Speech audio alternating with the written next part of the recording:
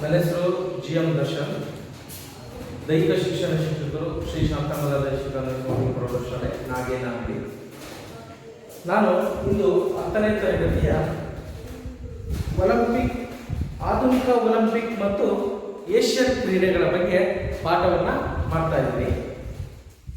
ಮಕ್ಕಳೇ, ನಿಮಗೆಲ್ಲ ಒಲಿಂಪಿಕ್ ಅಂತಂದರೆ ಎಲ್ಲೋ ಕೇಳಿದ್ದೀನಿ ಅಂತ ಅನಿಸುತ್ತೆ ಅಲ್ವಾ? ನಿಮಗೆ ಒಲಿಂಪಿಕ್ ಅನ್ನೋ ಪದನೆಲ್ಲರೂ ಕೇಳಿದ್ದೀರಲ್ಲ? ಹೌದು. ಒಲಿಂಪಿಕ್ ಕ್ರೀಡೆ ಅಂದರೆ ಇಡೀ ಈ ಭೂಮಂಡಲದಲ್ಲೇ ಅತ್ಯಂತ ಶ್ರೇಷ್ಠವಾದಂಥ ಕ್ರೀಡಾಕೂಟ ಯಾವುದು ಅಂದರೆ ಒಲಿಂಪಿಕ್ ಗೇಮ್ಸ್. ಯಾಕೆ ಅಂತ ಗೊತ್ತಾ? ಯಾಕೆ ಅಂದರೆ ಇದು 16 ದಿನಗಳವರೆಗೆ ನಡೆಯುವಂಥ ಒಂದು ಕ್ರೀಡಾಕೂಟ ಆಗಿದೆ. ಜೊತೆಗೆ ಇದು ಇಡೀ ಪ್ರಪಂಚದಲ್ಲಿ ಎಷ್ಟು ದೇಶಗಳಿದ್ದವೋ ಅಷ್ಟೂ ದೇಶಗಳು ಸಹ ಅರ್ಹತೆ ಗಳಿಸಿದಂತಹ ದೇಶಗಳು ಈ ಒಂದು ಕ್ರೀಡಾಕೂಟಗಳಲ್ಲಿ ಭಾಗವಹಿಸಬಹುದು. ಇದೇ ದೇಶ ಭಾಗವಹಿಸಬೇಕು, ಅದೇ ದೇಶ ಭಾಗವಹಿಸಬೇಕು ಅಂತೇನಿಲ್ಲ. ಕ್ವಾಲಿಫೈಯಿಂಗ್ ಮ್ಯಾಚಸ್ ಅಂತ ಅರ್ಪಿಸ್ತಾರೆ ಮೊದಲು. ಅಂದರೆ ಅರ್ಹತಾ ಪಂದ್ಯಾವಳಿಗಳನ್ನ ಫಸ್ಟ್ ಅಂತಾರಾಷ್ಟ್ರೀಯ ಮಟ್ಟಗಳಲ್ಲಿ 8-10 ದೇಶಗಳಿಗೆ ಆಡಿಸ್ತಾರೆ. ಅದರಲ್ಲಿ ಗೆದ್ದಂತಹ 4 ತಂಡಗಳು ಈ ಒಲಿಂಪಿಕ್ ಗೇಮ್ಸ್ ನಲ್ಲಿ ಭಾಗವಹಿಸಲು ಅರ್ಹತೆಯನ್ನ ಪಡೆದುಕೊಂಡಿರ್ತವೆ. ಅರ್ಥ ಆಯ್ತಲ್ಲ ಮಕ್ಕಳೇ? ಒಲಿಂಪಿಕ್ ಗೇಮ್ಸ್ ಅಂದ್ರೆ ಏನು ಅಂತಂದ್ಬಿಟ್ಟು, ಈ ಭೂಮಂಡಲದಲ್ಲೇ ಅತ್ಯಂತ ಶ್ರೇಷ್ಠವಾದಂತಹ ಕ್ರೀಡಾಕೂಟ ಯಾವುದು ಅಂದ್ರೆ ಅದು ಒಲಿಂಪಿಕ್ ಗೇಮ್ಸ್ ಆಗಿರುತ್ತೆ. ಎಷ್ಟು ದಿನ ನಡೆಯುತ್ತೆ ಈ ಕ್ರೀಡಾಕೂಟ? 16 ದಿನಗಳ ಕಾಲ ನಡೆಯುತ್ತೆ. ಆ 16 ದಿನಗಳಲ್ಲಿ ಮೊದಲನೇದು ಪ್ರಾರಂಭೋತ್ಸವ ಅಂತ ಮಾಡ್ತಾರೆ, ಎರಡನೇದು ಮುಕ್ತಾಯೋತ್ಸವ ಅಂತ ಮಾಡ್ತಾರೆ. ಇನ್ನು 14 16 ದಿನನೂ ಕ್ರೀಡಾಕೂಟಗಳು ನಡೀತವೆ. ಆದರೆ ಅತಿ ಮುಖ್ಯವಾಗಿ 14 ದಿನಗಳು ಕ್ರೀಡೆಗಳು ನಡೀತಾನೆ ಇರುತ್ತವೆ. ಈ ಒಲಿಂಪಿಕ್ ಗೇಮ್ಸ್ ನಲ್ಲಿ ಎಷ್ಟು ಕ್ರೀಡೆಗಳು ಇದಾವೆ ಅಂತ ಗೊತ್ತಿದೆಯಾ? 31 ಕ್ರೀಡೆಗಳು ಈ ಒಲಿಂಪಿಕ್ ಗೇಮ್ಸ್ ನಲ್ಲಿ ಆಡಿಸುವಂತಹ ಆಟಗಳಾಗಿದ್ದಾವೆ ಮಕ್ಕಳೇ. ನಿಮಗೆ ಎಂದೂ ಸಹ ನೋಡಿಲ್ಲ ನೀವು ಅಂತಂತ ಕ್ರೀಡೆಗಳು ಸಹ ಈ ಒಂದು ಕ್ರೀಡಾಕೂಟದಲ್ಲಿ ಇದಾವೆ. ನೀವೆಲ್ಲ ವಾಲಿಬಾಲ್ ಗೊತ್ತು, ಖೋಖೋ ಕಬಡ್ಡಿ ಇಲ್ಲ ಮಕ್ಕಳೇ. ಅವೆಲ್ಲ ನಮ್ಮ ಭಾರತೀಯ ಕ್ರೀಡೆಗಳು ಅಷ್ಟೇ. ಖೋಖೋ ಕಬಡ್ಡಿ ಇಲ್ಲ. ಕಬಡ್ಡಿಯನ್ನು ಸೇರಿಸೋದಕ್ಕೆ ಪ್ರಯತ್ನವನ್ನು ಮಾಡ್ತಾ ಇದ್ದಾರೆ. ಜೊತೆಗೆ ವಾಲಿಬಾಲ್, ಹಾಕಿ, ಬ್ಯಾಸ್ಕೆಟ್ಬಾಲ್, ಶಟಲ್ ಬ್ಯಾಡ್ಮಿಂಟನ್, ಈ ಅಥ್ಲೆಟಿಕ್ಸ್, ಈ ಥರದ ಫುಟ್ಬಾಲ್, ಈ ಥರದ ಹಲವಾರು ಗೇಮ್ಗಳು, ಆರ್ಚರಿ, ಸ್ವಿಮ್ಮಿಂಗು, ಈ ಥರ ಎಲ್ಲ ಥರದ ಗೇಮ್ಗಳು ಸಹ ಈ ಒಂದು ಕ್ರೀಡಾಕೂಟದಲ್ಲಿ ಭಾಗವಹಿಸ್ತವೆ. ಈ ಒಂದು ಕ್ರೀಡಾಕೂಟವನ್ನ ಭಾಗವಹಿಸುವವನು ಒಬ್ಬ ವ್ಯಕ್ತಿಯಾಗಿ ಭಾಗವಹಿಸೋಲ್ಲ, ಅವನು ಆ ದೇಶವನ್ನ ಪ್ರತಿನಿಧಿಸುವಂತ ವ್ಯಕ್ತಿಯಾಗಿರ್ತಾನೆ. ಹಾಗಾಗಿ ಈ ಪ್ರಪಂಚದಲ್ಲಿ ಆ ಒಂದು ಕ್ರೀಡಾಕೂಟದಲ್ಲಿ ಭಾಗವಹಿಸ್ತಾ ಇದ್ದಾನೆ ಅಂದ್ರೆ ಅವನಿಗೆ ತುಂಬಾನೇ ಗೌರವ ಕೊಡುವಂತ ಒಂದು ಸಂಪ್ರದಾಯವನ್ನ ನಾವು ಇವತ್ತು ಬೆಳೆಸ್ಕೊಂಡಿದ್ದೀವಿ ಮಕ್ಕಳೇ. ನಮ್ಮ ಭಾರತದಲ್ಲೂ ಕೆಲವು ಜನಗಳು ಮಾತ್ರ ಭಾಗವಹಿಸುವಂತಹ ಒಂದು ಅರ್ಹತೆಯನ್ನ ಗಳಿಸ್ತಾರೆ. ಮೊದಲು ಏಷ್ಯಾ ಖಂಡದಲ್ಲಿ ಬರುವಂತಹ ದೇಶಗಳಿಗೆ ಅರ್ಹತಾ ಪಂದ್ಯವನ್ನ ಮಾಡ್ತಾರೆ. ಆ ಅರ್ಹತಾ ಪಂದ್ಯದಲ್ಲಿ ಆಡಿ ಗೆದ್ದಂತಹ 4 ತಂಡಗಳು ಒಲಿಂಪಿಕ್ ನಲ್ಲಿ ಭಾಗವಹಿಸ್ತವೆ. ಅದೇ ರೀತಿ ಯುರೋಪ್ ಖಂಡದಲ್ಲಿ, ಅಮೆರಿಕ ಖಂಡದಲ್ಲಿ ಹಾಗೂ ದಕ್ಷಿಣ ಆಫ್ರಿಕಾ ಖಂಡಗಳಲ್ಲಿ ಸಹ ಇದೇ ರೀತಿ ಫಸ್ಟ್ ಅಲ್ಲಿ ಅರ್ಹತಾ ದೇಶಗಳು, ಸಣ್ಣ ದೇಶಗಳು ಇರ್ತಾವಲ್ಲ, ಆ ದೇಶಗಳಿಗೆ ಏನ್ ಮಾಡ್ತಾರೆ, ಅರ್ಹತಾ ಪಂದ್ಯಗಳನ್ನ ಏರ್ಪಡಿಸ್ತಾರೆ. ಪ್ರತಿಯೊಂದು ಗೇಮನ್ನು, ಎಲ್ಲಾ ಗೇಮ್ಗಳನ್ನು ಪಂದ್ಯಾವಳಿಯನ್ನ ಏರ್ಪಡಿಸ್ತಾರೆ. ಅಲ್ಲಿ ಗೆದ್ದಂತಹ ಶ್ರೇಷ್ಠ 4 ತಂಡಗಳು ಈ ಒಂದು ಕ್ರೀಡಾಕೂಟದಲ್ಲಿ ಭಾಗವಹಿಸುವುದಕ್ಕೆ ಅರ್ಹತೆಯನ್ನ ಪಡೀತವೆ. ಹಾಗಂತಂದ್ಬಿಟ್ಟು ಇದು ಪ್ರಪಂಚದಾದ್ಯಂತ ಎಲ್ಲಾ ದೇಶಗಳು ಭಾಗವಹಿಸುವಂಥದ್ದು ಅಂತಂದ್ರೆ ಎಲ್ಲಾ ದೇಶಗಳು, ಎಲ್ಲಾ ತಂಡಗಳು ಭಾಗವಹಿಸಲ್ಲ. ನಮ್ಮ ಶಾಲಾ ಮಟ್ಟದಲ್ಲಿ, ವಲಯ ಮಟ್ಟಗಳಲ್ಲಿ, ತಾಲೂಕು ಮಟ್ಟಗಳಲ್ಲಿ ನಾವು ಭಾಗವಹಿಸಲು ಆ ಥರ ಅಲ್ಲ. ಅಲ್ಲಿ ಗೆದ್ದಂತಹ ತಂಡಗಳು, ಶ್ರೇಷ್ಠ ತಂಡಗಳು ಈ ಒಂದು ಕ್ರೀಡಾಕೂಟಗಳಲ್ಲಿ ಭಾಗವಹಿಸುತ್ತವೆ. ಅದು ಈ ಒಂದು ಭಾಗವಹಿಸುವುದು ಇದೆಯಲ್ಲ, ಇದೇ ಒಂದು ಶ್ರೇಷ್ಠ ಸಾಧನೆ ಈ ಒಲಿಂಪಿಕ್ ಗೇಮ್ಸ್ ನಲ್ಲಿ. ಅದರಲ್ಲೂ ಪದಕ ಗೆಲ್ಲೋದು ಅನ್ನೋದು ಇದೆಯಲ್ಲ, ಅದಂತೂ ಇನ್ನೂ ತುಂಬಾ ಶ್ರೇಷ್ಠವಾದಂತಹ ಕಾರ್ಯವಾಗಿರುತ್ತೆ.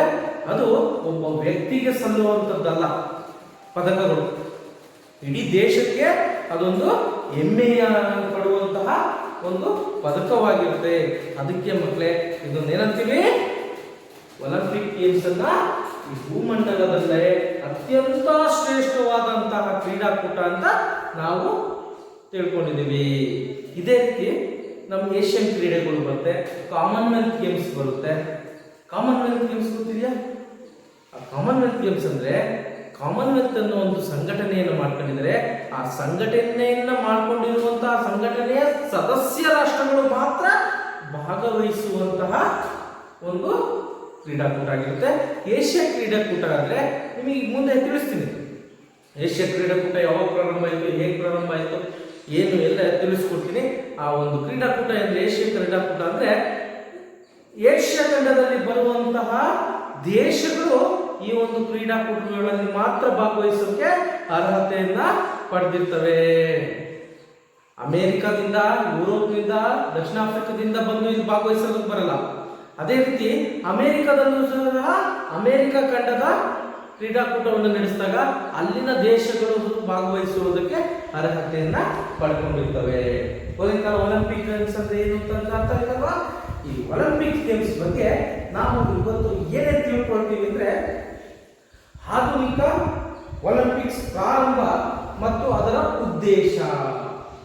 ಆಧುನಿಕ ಒಲಿಂಪಿಕ್ಸ್ ಅಂದ್ರೆ ನಿಮಗೆ ಅಲ್ಲೆಲ್ಲೋ ಒಂದತ್ರ ಮೂಡ್ಬೋದು. ಬರೀ ಒಲಿಂಪಿಕ್ ಗೇಮ್ಸ್ ಅಂದಿದ್ರೆ ನಿಮಗೆ ಏನಾಗೋದು ಗೊತ್ತಾಗ್ತಿತ್ತು, ಏನು ಗೇಮ್ ಇದು. ಆಧುನಿಕ ಒಲಿಂಪಿಕ್ ಅಂದ್ರೆ ಅಲ್ಲಿ ಅರ್ಥ ಏನು, ಪ್ರಾಚೀನ ಒಲಿಂಪಿಕ್ ಗೇಮ್ಸ್ ಇತ್ತು ಅಂತ ಅರ್ಥ ಬರುತ್ತೆ. ಪ್ರಾಚೀನ ಒಲಿಂಪಿಕ್ ಗೇಮ್ಸ್ ಅಂತಂದ್ರೆ ಮಕ್ಕಳೇ ಕ್ರಿಸ್ತ ಶಕ, ಕ್ರಿಸ್ತ ಪೂರ್ವ ಅಂತ ಕರಿತೀವಿ ನಾವು.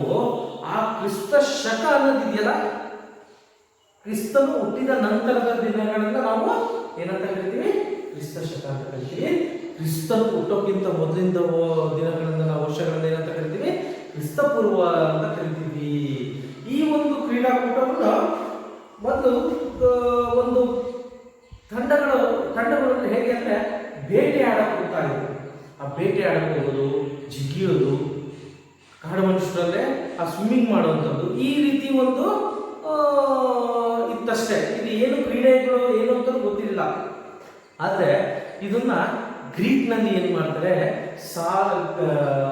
ಕ್ರಿಸ್ತ ಪೂರ್ವ 776ರಲ್ಲಿ ಈ ಒಂದು ಕ್ರೀಡಾಕೂಟವನ್ನ ಪ್ರಾರಂಭ ಮಾಡ್ತಾರೆ. ಅವಾಗ ಈ ದೇಶ ಆ ದೇಶ ಅಂತಿರಲಿಲ್ಲ, ಈ ಎಲ್ಲಾ ದೇಶಗಳು ಅವಾಗ ಬಹಳ ಬೆಳವಣಿಗೆ ಅಷ್ಟೇ ದೇಶಗಳು ಇದ್ದು ಅವರಷ್ಟೇ ಭಾಗವಹಿಸ್ತಾ ಇದ್ರು. ಅಲ್ಲಿ ಆ ಒಂದು ಕ್ರೀಡಾಕೂಟಗಳಲ್ಲಿ ಭಾಗವಹಿಸ್ತಾ ಇದ್ರು. ಅವಾಗ ಯಾವುದೇ ತರಹದ ರೀತಿ ನೀತಿಗಳು ಇಲ್ಲ. ಇದಕ್ಕೆ ಹೀಗೆ ಇರಬೇಕು, ಇಷ್ಟೇ ದಿನ ನಿಲ್ಲಿಸಬೇಕು, ಹಿಂಗೆಲ್ಲ ಅಂತ ಏನೂ ಇಲ್ಲ. ಒಟ್ಟು ಭಾಗವಹಿಸಬೇಕು, ಒಂದು ದೇಶವನ್ನು ಪ್ರತಿನಿಧಿಸಲು ಆಟವನ್ನ ಆಡ್ತಾ ಇದ್ರು. ಕ್ರಿಸ್ತ ಶಕ 394ರವರೆಗೆ ಈ ಒಂದು ಕ್ರೀಡಾಕೂಟ ಏನಾಯ್ತು, ನಡೆಯಿತು. ನಂತರ ಏನಾಯ್ತು, ರೋಮ್ನ ದೊರೆ ಥಿಯೋಡಿಯಸ್ ಅನ್ನುವನು ಒಬ್ಬ ದೊರೆ ಏನ್ ಮಾಡ್ತಾನೆ, ಈ ಕ್ರೀಡಾಕೂಟಗಳನ್ನೇ ನಿಲ್ಲಿಸ್ತಾನೆ. ಏನಾಯ್ತು ಅಂತಂದ್ಬಿಟ್ಟು ಈ ಒಂದು ಕ್ರೀಡಾಕೂಟಗಳನ್ನ ನಿಲ್ಲಿಸ್ತಾನವನು. ಯಾಕೆ ನಿಲ್ಲಿಸ್ದ? ಅವನಿಗೆ ಈ ಕ್ರೀಡಾಕೂಟಗಳನ್ನು ನಡೆಸುವಂಥದ್ದು ಇಷ್ಟ ಇರಲಿಲ್ಲ. ಯಾಕೆಂದ್ರೆ ಅಲ್ಲಿ ಗ್ರೀಕ್ ಮತ್ತು ರೋಮ್ ಅಲ್ಲಿ ಬಹಳ ಆಂತರಿಕ ಯುದ್ಧಗಳು ನಡೀತಾ ಇತ್ತು. ಹಾಗಾಗಿ ಅಲ್ಲಿ ದಾಳಿಗಳು, ಪ್ರತಿ ದಾಳಿಗಳು ತುಂಬಾನೇ ಆಗ್ತಿದ್ರಿಂದ ಅದನ್ನೇನ್ ಮಾಡ್ತಾ ಅಲ್ಲಿಗೆ ಒಲಿಂಪಿಕ್ ಗೇಮ್ಸ್ ಅನ್ನ ಅಲ್ಲಿಗೆ ನಿಲ್ಲಿಸ್ತಾನೆ. ಯಾರು? ಥಿಯೋಡಿಸಿಯಸ್ ಅನ್ನೋ ಒಬ್ಬ ದೊರೆ ನಿಲ್ಲಿಸ್ತಾನೆ. ನಂತರ ಏನಾಗುತ್ತೆ, ಅಲ್ಲಿಗೆ ನಿಂತೋಗುತ್ತೆ. ಆ ಪ್ರಾಚೀನ ಒಲಿಂಪಿಕ್ ಕ್ರೀಡೆ ಏನಿತ್ತು ಅದು ಅಲ್ಲಿಗೆ ನಿಂತೋಗುತ್ತೆ. ನಂತರ ಇದನ್ನ ಒಬ್ರು ಫ್ರಾನ್ಸ್ನ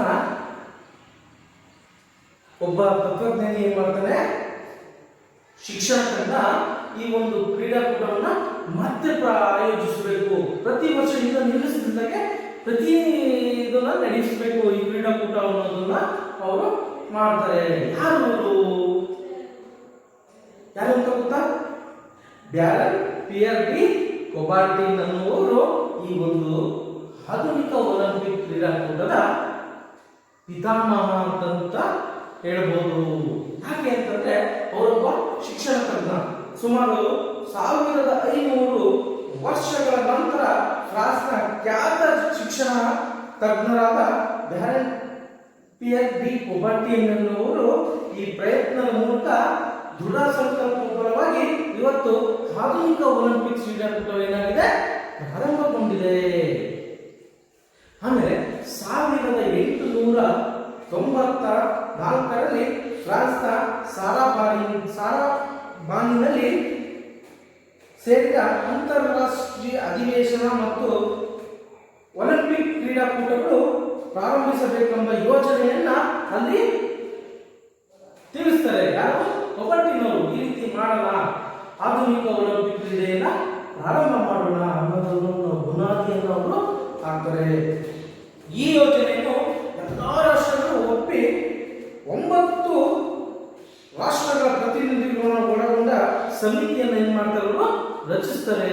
ಅಲ್ಲೇ ಆ ಒಂದು ಸಮ್ಮೇಳನದಲ್ಲಿ ಏನ್ ಮಾಡ್ತಾರೆ, ಎಲ್ಲಾ ರಾಷ್ಟ್ರಗಳು ಇದಕ್ಕೆ ಸಮ್ಮತಿಯನ್ನ ಕೊಡ್ತಾರೆ. ನಂತರ ಏನ್ ಮಾಡ್ತಾರೆ, 9 ರಾಷ್ಟ್ರಗಳು ಇದನ್ನ ಸದಸ್ಯತ್ವವನ್ನು ಒಳಗೊಂಡಂತಹ ಒಂದು ಇದನ್ನ ಪ್ರತಿನಿಧಿಗಳ ಸಮಿತಿಯನ್ನ ರಚಿಸ್ತಾರೆ. ಆ ಸಮಿತಿಯೇ ಅಂತಾರಾಷ್ಟ್ರೀಯ ಸಮಿತಿ. ಅದು ಅಂತಾರಾಷ್ಟ್ರೀಯ ಸಮಿತಿ ಅಂದ್ರೆ IOA ಅಂತ, ಇಂಟರ್ನ್ಯಾಷನಲ್ ಒಲಿಂಪಿಕ್ ಕಮಿಟಿ ಅಂತ ಅಂದ್ಬಿಟ್ಟು ನಾವು ಏನ್ ಮಾಡ್ತೀವಿ, IOA.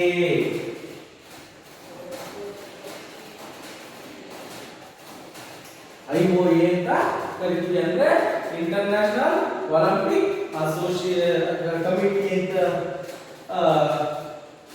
ಕರಿತೀವಿ. ಅಸೋಸಿಯೇಷನ್ ಅಂತ ನಾವು ಏನ್ ಮಾಡ್ತೀವಿ, ಕರಿತೀವಿ ಮಕ್ಕಳೇ.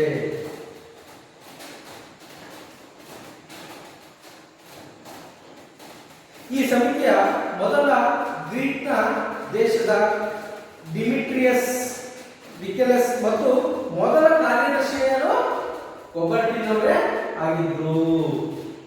ನಂತರ ಈ ಸಮಿತಿ 1896 ಏಪ್ರಿಲ್ 5ರಂದು ಗ್ರೀಕ್ ದೇಶದ ಅಥೆನ್ಸ್, ಗ್ರೀಕ್ ದೇಶ ಇಡೀ ಪ್ರಪಂಚದಲ್ಲಿ ಅತ್ಯಂತ ಹಳೆಯ ನಗರ ಯಾವುದು ಅಂದ್ರೆ ಗ್ರೀಕ್ ಮತ್ತು ಅಥೆನ್ಸ್ ಅಂತ ನಾವು ಇತಿಹಾಸದಲ್ಲಿ ನಾವು ತಿಳ್ಕೊಂಡಿದ್ದೀವಿ. ಈ ಒಂದು ನಗರದಲ್ಲಿ ಮೊಟ್ಟ ಮೊದಲ ಬಾರಿಗೆ ಆಧುನಿಕ ಒಲಿಂಪಿಕ್ಸ್, ಪ್ರಾಚೀನ ಒಲಿಂಪಿಕ್ಸ್ ಸಹ ಅಲ್ಲೇ ನಡೀತಾ ಇತ್ತು. ಆದರೆ ಮೊಟ್ಟ ಮೊದಲ ಬಾರಿಗೆ 1896ರಲ್ಲಿ ಈ ಆಧುನಿಕ ಒಲಿಂಪಿಕ್ ಕ್ರೀಡಾಕೂಟವನ್ನ ಏಪ್ರಿಲ್ 5ನೇ ತಾರೀಕಿನಂದು ಅಲ್ಲಿ ಪ್ರಾರಂಭವನ್ನ ಮಾಡಲು ತೀರ್ಮಾನಿಸಲಾಯಿತು. ಅರ್ಥ ಆಯ್ತಲ್ಲ? ನಂತರ ದಿನಗಳಲ್ಲಿ ಈ ಒಂದು ಕ್ರೀಡಾಕೂಟ ತುಂಬಾ ಯಶಸ್ವಿಗೊಳ್ತಾ ಏನಾಯ್ತು, ಉತ್ತಮವಾದಂತಹ ಒಂದು ಸ್ಥಾನದಲ್ಲಿ ಇದೆ ಇವತ್ತು ಈ ಒಲಿಂಪಿಕ್ ಕ್ರೀಡಾಕೂಟ. ಅಂತಾರಾಷ್ಟ್ರೀಯ ಒಲಿಂಪಿಕ್ ಸಮಿತಿ, ಅಂತಾರಾಷ್ಟ್ರೀಯ ಒಲಿಂಪಿಕ್ ಸಮಿತಿ ಅಂದ್ರೆ IOA ಅಂತ ಹೇಳಿದಲ್ಲ ಅದೇ ಆಗಿರುತ್ತೆ. ಆಮೇಲೆ ಈ ಸಮಿತಿಯು 1894 ಜೂನ್ 20ರಂದು ಸ್ಥಾಪನೆಯನ್ನ ಮಾಡಲಾಯಿತು. ಅದು IOC ಅನ್ನೋದನ್ನ ಅದು ಪ್ರಾರಂಭವನ್ನ ಮಾಡ್ತಾರೆ. ಇಂಟರ್ನ್ಯಾಷನಲ್ ಒಲಿಂಪಿಕ್ ಅಸೋಸಿಯೇಷನ್ ಕಮಿಟಿ ಅಂತಲೂ ಸಹ ನಾವು ಕರೀತೀವಿ. ಮುಖ್ಯ ಕಚೇರಿ ಎಲ್ಲಿದೆ ಅಂದ್ರೆ ಸ್ವೀಡನ್ನ ಲೂಸಾನ್ನಲ್ಲಿ ಈ ಒಂದು ಮುಖ್ಯ ಕಚೇರಿಯನ್ನ ಅಲ್ಲಿ ಪ್ರಾರಂಭಿಸಿದ್ದಾರೆ. ಇದೊಂದು ಸ್ವತಂತ್ರ ಸಂಸ್ಥೆಯಾಗಿದ್ದು ಒಲಿಂಪಿಕ್ ಕ್ರೀಡೆಗಳನ್ನು ನಿಯಂತ್ರಿಸುವ, ನಿರ್ದೇಶಿಸುವ ಹೊಣೆಗಾರಿಕೆಯನ್ನು ಈ ಒಂದು ಸಮಿತಿ ನಿರ್ಧರಿಸುವಂತ ಒಂದು ಅಧಿಕಾರವನ್ನ ಪಡೆದಿರುತ್ತೆ. ಏನು ಸದಸ್ಯ ರಾಷ್ಟ್ರಗಳು ಇರ್ತಾರೋ ಆ ಸದಸ್ಯ ರಾಷ್ಟ್ರಗಳು ಮತ್ತು ಸದಸ್ಯತ್ವವನ್ನು ಹೊಂದುವ ಆ ಕಮಿಟಿಯಲ್ಲಿ ಏನಿರ್ತಾರೋ ಆ ಕಮಿಟಿಯರು ತೆಗೆದುಕೊಳ್ಳುವಂತಹ ನಿರ್ಧಾರಗಳನ್ನ ಒಲಿಂಪಿಕ್ ಕ್ರೀಡಾಕೂಟವು ಅವಲಂಬಿಸಿರುತ್ತೆ. ಯಾವಾಗ ನಡೆಸಬೇಕು, ಹೇಗೆ ನಡೆಸಬೇಕು, ಎಲ್ಲಿ ನಡೆಸಬೇಕು, ಯಾವ ರೀತಿ ನಡೆಸಬೇಕು ಅನ್ನೋದನ್ನ ಈ ಒಲಿಂಪಿಕ್ ಕಮಿಟಿ ಏನಿದೆಯೋ ಈ IOC ಅನ್ನೋದು ಅದು ನಿರ್ಧಾರವಾಗಿರುತ್ತೆ. ಆಮೇಲೆ ಈ ಈ ಸಮಿತಿಯ ಮೊದಲ ಅಧ್ಯಕ್ಷರಾಗಿದ್ದರು ಗ್ರೀಕ್ ದೇಶದ ಡಿಮಿಟ್ರಿಯಸ್ ವಿಕೆಲಸ್ ಮತ್ತು ಮೊದಲ ಕಾರ್ಯದರ್ಶಿಯಾಗಿ ಕೊಬರ್ಟಿನ್ ಆಯ್ಕೆಯನ್ನ ಆಗಿದ್ದರು. ಈ ಸಮಿತಿಯಲ್ಲಿ ಒಬ್ಬ ಅಧ್ಯಕ್ಷ, 4 ಉಪಾಧ್ಯಕ್ಷ, ಒಬ್ಬ ಗೌರವ ಕಾರ್ಯದರ್ಶಿ, 5 ಜನ ಸದಸ್ಯರನ್ನೊಳಗೊಂಡ ಸಮಿತಿಯನ್ನ ರಚಿಸಲಾಗಿದೆ. ಗೊತ್ತಿಲ್ಲ ಮಕ್ಕಳೇ, 1895ರಲ್ಲಿ ಸಮಿತಿಯನ್ನು ರಚಿಸಿದಾಗ ಈ ಸಮಿತಿಯಲ್ಲಿ ಒಬ್ಬ ಅಧ್ಯಕ್ಷ ಇರ್ತಾರೆ, 4 ಜನ ಉಪಾಧ್ಯಕ್ಷರು ಇರ್ತಾರೆ, ಒಬ್ಬ ಗೌರವ ಕಾರ್ಯದರ್ಶಿ ಇರ್ತಾರೆ, 5 ಜನ ಸದಸ್ಯರನ್ನು ಒಳಗೊಂಡಂತಹ ಒಂದು 5 ಜನ ಸದಸ್ಯರನ್ನೊಳಗೊಂಡ ಸಮಿತಿಯನ್ನ ರಚನೆಗೊಂಡಿರುತ್ತದೆ. ಸಮಿತಿಯು ಅಧ್ಯಕ್ಷರ ಕಾಲಾವಧಿ 8 ವರ್ಷ ಆಗಿರುತ್ತೆ. ಆ ಸಮಿತಿ ಏನಿರುತ್ತಲ್ವ, ಆ ಕಮಿಟಿ ಅನ್ನೋದು ಏನಿರುತ್ತಲ್ಲ, ಆ ಕಮಿಟಿಯಲ್ಲಿ ಅಧ್ಯಕ್ಷರ ಸ್ಥಾನ ಏನಾಗಿರುತ್ತೆ 8 ವರ್ಷಗಳ ಕಾಲ. ಅಂದ್ರೆ ಸುಮಾರು 2 ಒಲಿಂಪಿಕ್ಸ್ ಕ್ರೀಡಾಕೂಟಗಳಿಗೆ ಅವರು ಏನಾಗಿರ್ತಾರೆ, ಅಧ್ಯಕ್ಷರಾಗಿರ್ತಾರೆ. ಉಪಾಧ್ಯಕ್ಷರ ಕಾಲಾವಧಿ ಎಷ್ಟಾಗಿರ್ತಾರೆ 4 ವರ್ಷಗಳು. ಅಂದ್ರೆ ಒಂದು ಒಲಿಂಪಿಕ್ ಗೇಮ್ಸ್ ಅನ್ನ ನಡೆಸುವಂತಹ ಒಂದು ಅಧಿಕಾರವನ್ನು ಅವರು ಆ ಕಮಿಟಿಯಲ್ಲಿ ಇರ್ತಾರೆ. ಯಾರು? ಗೌರವ ಅಧ್ಯಕ್ಷರು, ಉಪಾಧ್ಯಕ್ಷರು. ಈ ಸಮಿತಿಯ ಪ್ರಸ್ತುತ ಅಧ್ಯಕ್ಷರು ಯಾರಾಗಿದ್ದಾರೆ? ಈಗ ಪ್ರೆಸೆಂಟ್ ಥಾಮಸ್ ಬಾಕ್ ಅನ್ನೋರು ಜರ್ಮನಿಯವರು. ಇವರು ಈಗಿನ IOCಯ ಏನು ಕಮಿಟಿಯ ಅಧ್ಯಕ್ಷರು ಆಗಿದ್ದಾರೆ.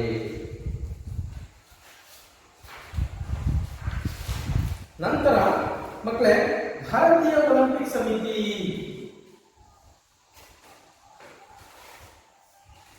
IOA. ಇದು IOA ಅಂದ್ರೆ ಏನಾಗಿರುತ್ತೆ?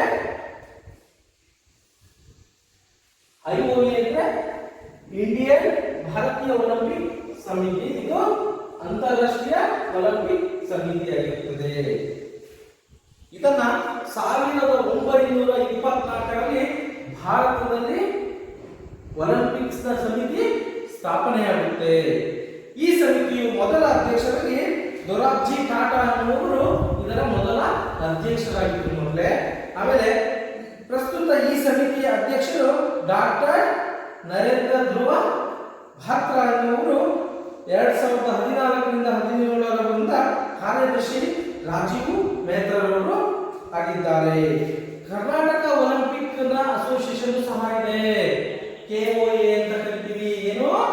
KOA ಅಂದ್ರೆ Karnataka Olympic association. Karnataka Olympic association, Indian Olympic association, international Olympic committee ಅಂತ ನಾವು ಕರಿತೀವಿ. ಅಸೋಸಿಯೇಷನ್ ಕಮಿಟಿ ಎರಡೂ ಒಂದೇ ಆಗಿರುತ್ತೆ. ಆದ್ರೆ 1894ರಲ್ಲಿ ಅವರೊಂದು ಮೊದಲು ಕಮಿಟಿ ಮಾಡಿಕೊಂಡ್ರು. ಆ ಕಮಿಟಿಗೆ ಆ ಹೆಸರನ್ನ ಇಟ್ಟರು, ಕರ್ನಾಟಕ ಇಂಟರ್ನ್ಯಾಷನಲ್ ಒಲಿಂಪಿಕ್ ಕಮಿಟಿ ಅಂತಂದ್ಬಿಟ್ಟು ಹೆಸರನ್ನ ಕರಿತೀವಿ. ಈಗ ನಮ್ಮ ಕರ್ನಾಟಕದಲ್ಲಿ ಯಾರು ಅಧ್ಯಕ್ಷರಾಗಿದ್ದಾರೆ? ಗೋವಿಂದರಾಜರು ಈ ಒಂದು ಕರ್ನಾಟಕ ಒಲಿಂಪಿಕ್ ಅಸೋಸಿಯೇಷನ್ ನ ಅಧ್ಯಕ್ಷರು ಆಗಿದ್ದಾರೆ. ಮಕ್ಕಳೇ, ಒಲಿಂಪಿಕ್ಸ್ ನ ಧ್ಯೇಯ ಉದ್ದೇಶಗಳನ್ನ ನಾವು ಇವತ್ತು ತಿಳ್ಕೊಳ್ಳೋಣ. ಅದರ ಉದ್ದೇಶಗಳು ತುಂಬಾ ವಿಭಿನ್ನವಾದಂತಹ ಉದ್ದೇಶಗಳಿವೆ. ಏನೇನು? ಈ ಧ್ಯೇಯವನ್ನು ಡೈಟನ್ ರಚಿಸಿದ್ದಾರೆ. ಯಾವ ಇದನ್ನ ಒಲಿಂಪಿಕ್ಸ್ ನ ಧ್ಯೇಯ ವಾಕ್ಯಗಳು ಇದಾವೆ. ಏನು? ಹೆಚ್ಚು ವೇಗ, ಹೆಚ್ಚು ಶಕ್ತಿ, ಹೆಚ್ಚು ದೂರ, ಹೆಚ್ಚು ಎತ್ತರ ಅನ್ನುವಂತಹ 3 ಸಂದೇಶಗಳನ್ನ ಇಲ್ಲಿ ಸಾರಿದ್ದಾರೆ. ಅದನ್ನ ಏನಂತ ಕರಿತೀವಿ? ಗ್ರೀಕ್ ಭಾಷೆಯಲ್ಲಿ ಸಿಟಿಯಾಸ್, ಪೋರ್ಟಿಯಾಸ್, ಆಲ್ಟಿಯಾಸ್ ಎನ್ನುವ, ಅಂದರೆ ಇದು ವೇಗ, ಇನ್ನು ದೂರ, ಶಕ್ತಿ, ಇನ್ನು ಎತ್ತರ. ಅಂದ್ರೆ ವೇಗ ಅಂದ್ರೆ ಯಾವ್ದನ್ನು ಹೇಳ್ತೀವಿ ನಾವು? ವೇಗ ಅಂತ ಅಂದ್ಬಿಟ್ಟು ನಾವು ಓಡೋದ್ರಲ್ಲಿ ವೇಗ, ಸ್ಪೀಡ್ ಓಡುವ ಅಂತ ಹೇಳ್ತಾ ಇದ್ವಿ ಅಲ್ವಾ? ಅದನ್ನು ನಾವು ವೇಗ ಅಂತ ಕರಿತೀವಿ. ನಂತರ ದೂರ ಅಥವಾ ಶಕ್ತಿ ಅಂದ್ರೆ ಏನು? ನಾವೇನ್ ಮಾಡ್ತೀವಿ? ಎಸಿತೀವಿ. ಶಾಟ್ಪುಟ್ ಎಸಿತೀವಿ, ಡಿಸ್ಕಸ್ ಎಸಿತೀವಿ, ಜಾವಲಿನ್ ಎಸಿತೀವಿ, ಹ್ಯಾಮರ್ ಥ್ರೋ ಎಸಿತೀವಿ ಅಲ್ವಾ. ಅದನ್ನ ನಾವು ಎಷ್ಟು ದೂರ ದೂರ ದೂರ ಎಸಿ ಅಂತ ಹೇಳ್ತೀವಿ ಅಲ್ವಾ. ಇನ್ನೂ ದೂರ ಅಂತ ನಾವು ಹೇಳ್ತೀವಿ. ಇನ್ನೂ ಸ್ವಲ್ಪ ಟ್ರೈ ಮಾಡೋದು, ಇನ್ನೂ ದೂರ ಹೋಗುತ್ತೆ ಅಂತೀವಿ ಅಲ್ವಾ. ಆಮೇಲೆ long jump, high jump, triple jump ಮತ್ತು ಪೋಲೋ ವಾಲ್ಟ್ ಇವುಗಳನ್ನು ನಾವು ಏನು ಹೇಳ್ತೀವಿ, ಇನ್ನೂ ಸ್ವಲ್ಪ ಆಡು ಅಂತ ಹೇಳ್ತೀವಿ, ಇನ್ನೂ ಸ್ವಲ್ಪ ಎತ್ತರಕ್ಕೆ ಆಡು ಅಂತ ಹೇಳ್ತೀವಿ ಅಲ್ವಾ. ಅಂದ್ರೆ ಇದನ್ನ ಇಲ್ಲಿ ಇದರ ಒಂದು ಧ್ಯೇಯವಾಕ್ಯವಾಗಿ ಇಟ್ಕೊಂಡಿದ್ದಾರೆ. ಫಾಸ್ಟರ್, ಸ್ಟ್ರೇಂಜರ್, ಹೈಯರ್ ಅನ್ನೋ ಅರ್ಥವನ್ನ ಇದು ಕೊಡುತ್ತೆ. ವೇಗ, ಶಕ್ತಿ ಮತ್ತು ಎತ್ತರ ಇವುಗಳನ್ನು ನಾವು ಇಲ್ಲಿ ತೋರಿಸಬಹುದು. ಇಲ್ಲಿ ಈ ಒಂದು ಕ್ರೀಡಾಕೂಟದ ಒಂದು ತುಂಬಾ ವಿಶೇಷವಾದ ಗುಣ ಏನಂದ್ರೆ ಇಲ್ಲಿ ಬಿಳಿಯರು ಕರಿಯರು ಎನ್ನುವ ಒಂದು ವರ್ಣಭೇದವೇ ಇಲ್ಲದಂಗೆ ಭಾಗವಹಿಸಬಹುದಾದಂತಹ ಒಂದು ಕ್ರೀಡಾಕೂಟ ಯಾವುದಂದ್ರೆ ಈ ಒಲಿಂಪಿಕ್ ಗೇಮ್ಸ್ ಮಾತ್ರ. ಇಲ್ಲಿ ಯಾವುದೇ ತರಹದ ಆ ಜಾತಿ, ಈ ಜಾತಿ, ಆ ಒಂದು ವರ್ಣ ಸೇರಿದವನು, ಈ ವರ್ಣ ಎಲ್ಲೂ ಸಹ ಇಲ್ಲ. ಇಲ್ಲಿ ಪ್ರತಿಭೆಗಳಿಗೆ ಮಾತ್ರ ಅವಕಾಶ. ಇಲ್ಲಿ ಆ ರೀತಿ ಯಾವುದೇ ತರಹದ ಆಗದಂತೆ ಇಲ್ಲಿವರೆಗೂ 1896ರಿಂದ ಇಲ್ಲಿವರೆಗೂ ಸಹ ಆ ಕ್ರೀಡಾಕೂಟದಲ್ಲಿ ಇದೊಂದು ವಿಶೇಷವಾಗಿದೆ. ಯಾಕೆಂದ್ರೆ ಸೌತ್ ಆಫ್ರಿಕಾ ಅಂದ್ರೆ ದಕ್ಷಿಣ ಆಫ್ರಿಕಾದಲ್ಲಿ ಮತ್ತು ಅಮೆರಿಕಗಳಲ್ಲಿ ಇವತ್ತಿಗೂ ಸಹ ಬಿಳಿಯರು ಮತ್ತು ಕರಿಯರು ಅನ್ನೋ ಒಂದು ವರ್ಣದ ಒಂದು ನೀತಿಗಳನ್ನ ಅಲ್ಲಿ ಅನುಸರಿಸುತ್ತಿದ್ದಾರೆ. ಆದ್ರೆ ಈ ಕ್ರೀಡಾಕೂಟಗಳಲ್ಲಿ ಅದನ್ನ ದೂರ ಇಡಲಾಗಿದೆ. ಅತಿ ದೊಡ್ಡ ಸಾಮೂಹಿಕ ಕಾರ್ಯಕ್ರಮ ಅಂದ್ರೇನು, ಈ ಒಂದು ಕ್ರೀಡಾಕೂಟವೇ ಅತ್ಯಂತ ಸಾಮೂಹಿಕ ಕಾರ್ಯಕ್ರಮವಾಗಿರುತ್ತದೆ. ನಂತರ ಕ್ರೀಡೆಗಳಲ್ಲಿ ಭಾಗವಹಿಸುವ ಕ್ರೀಡಾಪಟುಗಳ ನೈಪುಣ್ಯತೆ ಮತ್ತು ದೈಹಿಕ ಸಾಮರ್ಥ್ಯವನ್ನು ಪರೀಕ್ಷಿಸುವುದೇ ಒಲಿಂಪಿಕ್ಸ್ನ ಪ್ರಮುಖ ಗುರಿ ಎಂದು ಸೂಚಿಸಿದೆ. ಗೊತ್ತಲ್ಲ, ಇದರ ಉದ್ದೇಶ ಏನಾಗಿರುತ್ತೆ, ಧ್ಯೇಯವಾಕ್ಯ ಏನಾಗಿರುತ್ತೆ ಅಂದ್ರೆ ಆ ಕ್ರೀಡಾಕೂಟಗಳಲ್ಲಿ ಭಾಗವಹಿಸುವಂತ ಒಬ್ಬ ಕ್ರೀಡಾಪಟುವಿನ ದೈಹಿಕ ನೈಪುಣ್ಯತೆ ಸಾಮರ್ಥ್ಯವನ್ನ ಗೊತ್ತಲ್ಲ, ಅವನಲ್ಲಿರುವಂತ ಟ್ಯಾಲೆಂಟ್, ಕ್ರೀಡೆಯಲ್ಲಿ ಅವನ ಟ್ಯಾಲೆಂಟ್ ಅನ್ನ ಹೊರತೆಗೆಯುವುದೇ ಈ ಒಂದು ಕ್ರೀಡಾಕೂಟದ ಒಂದು ಮಹತ್ತರವಾದಂತಹ ಒಂದು ಕೆಲಸವಾಗಿರುತ್ತೆ. ಅವನಿಗೆ ಅವನ ಪ್ರತಿಭೆಯನ್ನು ಗುರುತಿಸುವುದು ಇದರ ಕೆಲಸವಾಗಿರುತ್ತದೆ ಮಕ್ಕಳೇ. ನಂತರ ಒಲಿಂಪಿಕ್ಸ್ ನ ಧ್ವಜ. ನಾವು ಧ್ವಜವನ್ನ ಯಾವಾಗ ಬಳಸ್ತೀವಿ ನಿಮಗೆಲ್ಲ ಗೊತ್ತಿದೆ.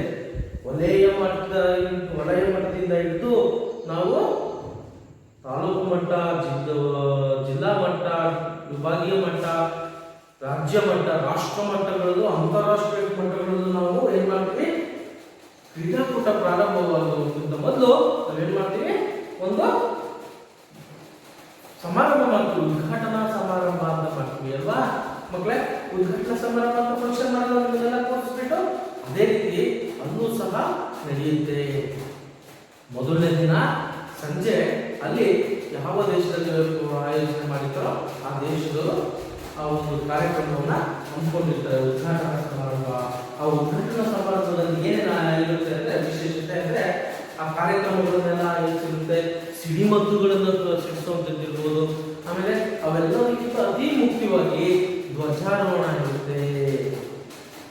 ಧ್ವಜಾರೋಹಣ ಅಂದ್ರೆ ಧ್ವಜವನ್ನ ಯಾವ್ದು ಧ್ವಜ, ಅಲ್ಲಿ 2 ಧ್ವಜಗಳನ್ನ ಎಳಿತಾರೆ ಮತ್ತೆ. ಯಾವ್ಯಾವು ಅಂದ್ರೆ ಮೊದಲನೇದು ಒಲಿಂಪಿಕ್ಗೆ ಸಂಬಂಧಪಟ್ಟಂತಹ ಒಂದು ಧ್ವಜವನ್ನ, ಅದರ ಪಕ್ಕದಲ್ಲೇ ಇನ್ನೊಂದು ಯಾವ ದೇಶ ಸಂಘಟನೆ ಮಾಡುತ್ತೋ ಆ ದೇಶದ ಧ್ವಜವನ್ನು ಸಹ ಅಲ್ಲಿ ಆರಿಸ್ತಾರೆ ಮತ್ತೆ. ಅಂದ್ರೆ ನಿಮಗೆ ಧ್ವಜ ಅಂದ್ರೆ ಯಾವ ತರ ಇರ್ಬೋದು, ಅದು ದೇಶದ ತರ ಇರ್ಬೋದು ಅಂತ ನೀವು ಅಂದ್ಕೊಂಡಿದ್ದೀರಿ ಅಲ್ವಾ. ಒಲಿಂಪಿಕ್ ಧ್ವಜ ಅಂದ್ರೆ ಆ ತರ ಇರಲಿಲ್ಲ, ಅದು ತನ್ನದೇ ಆದಂತಹ ವಿಶೇಷವಾದಂತಹ ಧ್ವಜವನ್ನ ಹೊಂದಿರುತ್ತೆ. ಏನು ಅಂದ್ರೆ ಬಿಳಿಯ ಬಣ್ಣದ ಬಟ್ಟೆಯ ಮೇಲೆ 5 ರಿಂಗುಗಳು ಇರುತ್ತೆ ಮಕ್ಕಳೇ. ಏನಿರುತ್ತೆ? 5 ರಿಂಗುಗಳು ಇರುತ್ತೆ. ಯಾವ ರೀತಿ ಅಂದ್ರೆ 5 ರಿಂಗುಗಳು ಏನಾಗಿರುತ್ತೆ, ಒಂದಕ್ಕೊಂದು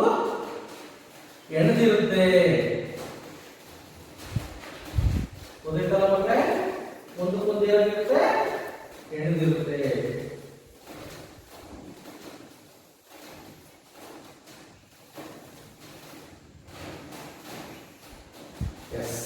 ಈ ರೀತಿ ಇರುತ್ತದೆ. ಯಾಕೆ ಇದೇ ರೀತಿ ಇದೆ? ಯಾಕೆ ಒಂದಕ್ಕೊಂದು ಹೊಂದ್ಕೊಂಡಿದೆ? ಈ ರೀತಿಗಳು ಬೇರೆ ಬೇರೆ ಇರ್ಬೋದಾಗಿತ್ತಲ್ಲ, ಅದಕ್ಕೂ ಸಹ ತನ್ನದೇ ಆದಂತಹ ವಿಶೇಷವಾದ ಗುಣವನ್ನ ಈ ಒಂದು ಧ್ವಜ ಏನಾಗಿರುತ್ತೆ ಹೊಂದಿರುತ್ತೆ ಮಕ್ಕಳೇ. ಈ ರೀತಿ ಧ್ವಜವನ್ನ ಹೊಂದಿರುತ್ತೆ. ಇಡೀ ಈ ಧ್ವಜ ಏನಿರುತ್ತೆ ಬಿಳಿ ಬಣ್ಣದ್ದಾಗಿರುತ್ತೆ. ಆದರೆ ಈ ರಿಂಗುಗಳು ಏನಿದಾವಲ್ಲ, ಈ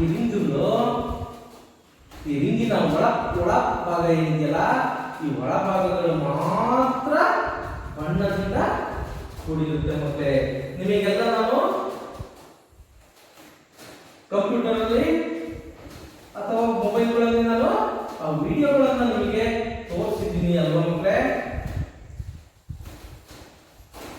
ಈ ರೀತಿ ಇರುತ್ತೆ, ನಿಮಗೆ ತೋರಿಸಿದ್ದೀನಿ ಅಲ್ವಾ?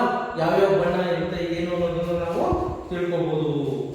ಈ ಧ್ವಜವು ಶುಭ್ರ ಬಿಳಿ ವಸ್ತ್ರದ ಮೇಲೆ 5 ರಿಂಗುಗಳು ಅಂತ ಹೇಳಿದೆಯಲ್ವಾ? ಈ ಬಣ್ಣಗಳನ್ನ ವರ್ತುಲ ಪರಸ್ಪರ ಜೋಡಣೆ ಆಗಿರ್ತದೆ. ಅಂದ್ರೆ ಒಂದಕ್ಕೊಂದು ಏನಾಗಿರುತ್ತೆ ರಿಂಗುಗಳು ಜೋಡಣೆ ಆಗಿರುತ್ತವೆ. ಅಂದ್ರೆ ಯಾವ್ಯಾವ ಬಣ್ಣ ಇರುತ್ತೆ ಇದರಲ್ಲಿ? ನೀಲಿ, ಕಪ್ಪು, ಕೆಂಪು, ಹಳದಿ, ಹಸಿರು. ಯಾವ್ಯಾವ? ನೀಲಿ, ಕಪ್ಪು, ಕೆಂಪು, ಹಳದಿ, ಹಸಿರು ಇದು ಇರುತ್ತೆ ಅಲ್ವಾ ಮಕ್ಕಳೇ?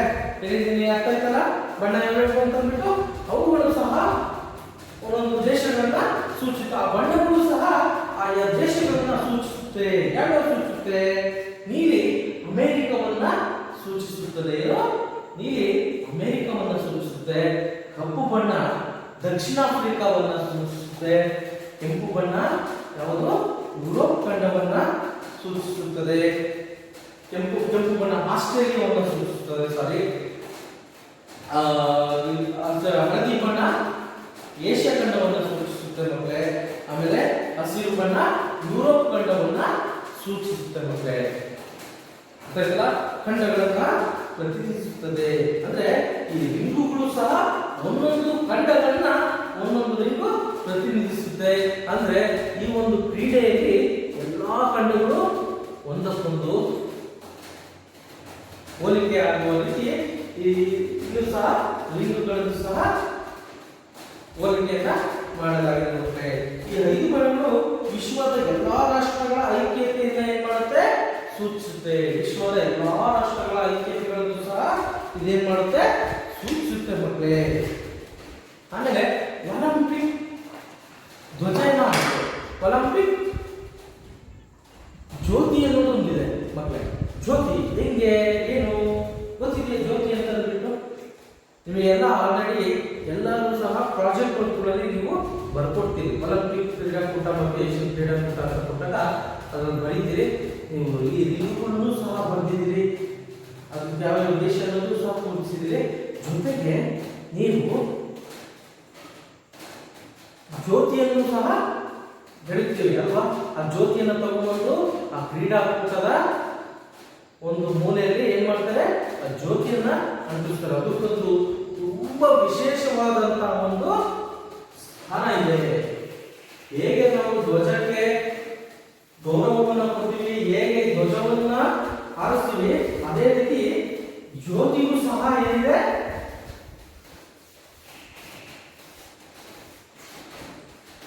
ತನ್ನದೇ ಆದಂತಹ ಮಹತ್ವ ಇದೆ. ಏನು ಅಂತ ಮಹತ್ವ ಅಂತಂದ್ರೆ,